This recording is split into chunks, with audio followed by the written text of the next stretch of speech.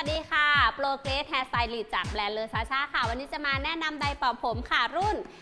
LS 1202 Air Max Powerful 1000 วัตต์ค่ะ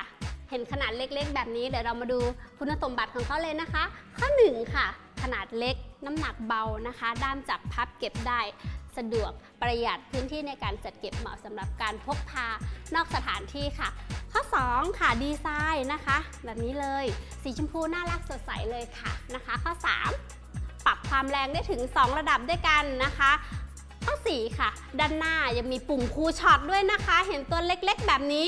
ไม่เล็กเลยนะคะมีปุ่มคูลช็อตที่ไว้สำหรับการล็อกทรงผมหลังจากที่เราเป่าผมแห้งค่ะข้อ6ค่ะปากใดนะคะสามารถถอดได้แบบเป่ากระจายลมได้หรือสวมปากใดไปนะคะใช้สำหรับการเป่าแบบโฟกัสเฉพาะจุดค่ะข้อ7ค่ะฝาครอบด้านหลังตัวนี้นะคะคุณสามารถแกะออกมาล้างทำความสะอาดได้ด้วยนะคะเห็นไหมคะว่าข้อดีนะคะมีถึง7ข้อด้วยกันค่ะสำหรับไดร์เป่าผม Air Max Powerful 1000 วัตต์ค่ะคุณจ่ายในราคา390 บาทเท่านั้นเองนะคะสาวๆพลาดไม่ได้เลยค่ะกับไดร์ไซส์เล็กลมแรงนะคะน้ำหนักเบาแบบนี้ค่ะ